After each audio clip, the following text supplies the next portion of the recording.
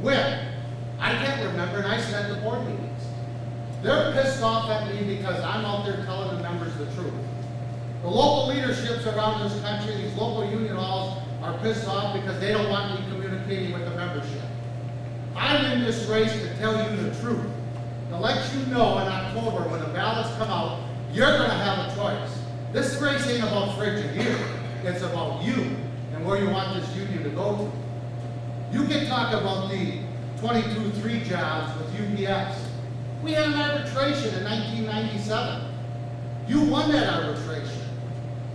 The arbitration was ruled that they had to create 10,000 jobs. Now they say it's not the time to bring it up. Members that were getting screwed, they get laid off, they have to come and go work 2 part-time jobs. The problem you got with UPS is that the locals and the officers and the grievance panels, and I don't give a shit, I see it, they're too cozy with management. I see them drinking with management, I see them eating with management, I see them golfing with management. When I take over this union, they'll get fired if I ever see that shit again. This is bullshit. Your grievances are being put on hold for a reason. So they can go to a Hoffa cocktail party. 2 weeks ago they had, or last week they had a grievance panel in Florida. 75% of the cases were put on hold. Why? Why ain't they doing their job? They don't like me because I like to work. They don't like me because I call them to question. They don't like me because I tell them you're there to represent the membership. I don't wear 8 hats in this organization for my health. I'm not afraid to work. But I do get pissed off when the members ain't getting represented. And that's why I'm pissed off the way this UPS panel was ran, the way everybody's trying to say everything's glossy. Why does everybody get put back to work without any back pay? Oh, you'll get one or two, you'll hear that they'll get full back pay. They don't get health and welfare and pension paid back on them. What are you, guilty or you're not guilty? How can you have half the pie? Why do grievances get settled when they say you're going back to work on a last chance agreement? I don't understand it. This grievance panel and this UPS relationship has to have a serious look at it. And when I say look at it, it's like an old timer told me when I first came into this job in 1977. He says, let me tell you something, punk. Let's me and you get one thing straight. And he was a big burly guy out of Appleton, Wisconsin. His name was Bob Schleedy. He says, there's no good employers to deal with. There are some you can deal with that are better than others. And I never forgot that. Because he was right. Since 1977, I've been doing this job with that mentality. They'll screw you in a heartbeat. They'll screw your membership in a heartbeat. They don't care because their ass is on the line. They don't care if a supervisor screws with somebody on the line. I've been all over this country, and I've been talking to the members. And the local union officials don't like it. Well, I don't care if they like it or not. Every goddamn time they were in trouble about something, they came to me. Excuse me, come in and help us? Sure, I'll come in and help you. I didn't piss and moan about being stuck in an airport on the weekends. I didn't care that I got delayed on flights. I did it because I helped them out so their members would get represented. And I got a track record of doing that. And I got a track record of being very vocal and telling the members the truth. It's not funny when you see what happens to people in this same township, Milwaukee, Wisconsin, your brothers and sisters. Let me tell you a story what happened to them. And I talk about militancy in this union.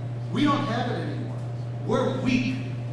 We got people that want to hide. We got people that don't want to bring up the issue. You look at what happened at Local 200 on Blue Mountain a couple of years ago.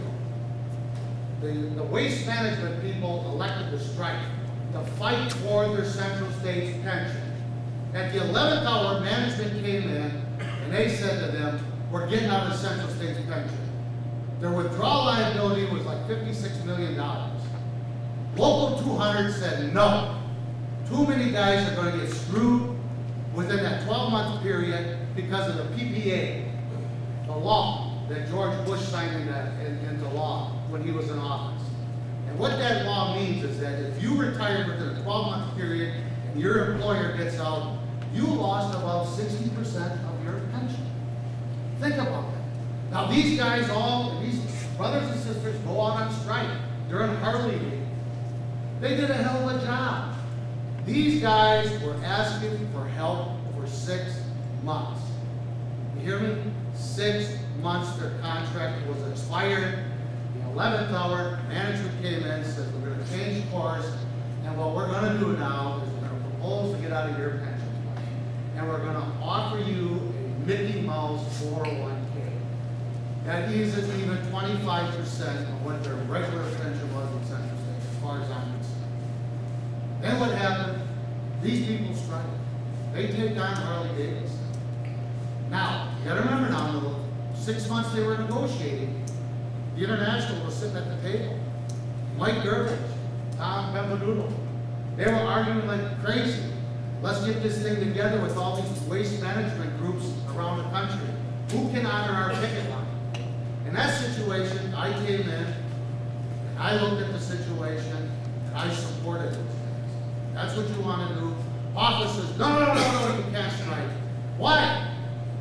I can't hold these guys back. As a joint council president, you're at will to the membership.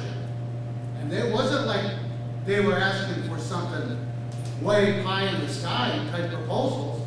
They were asking for things to maintain what they currently got at that time. Don't screw with our pension. Leave us alone. What happened? I raised hell. We got a big meeting in Chicago.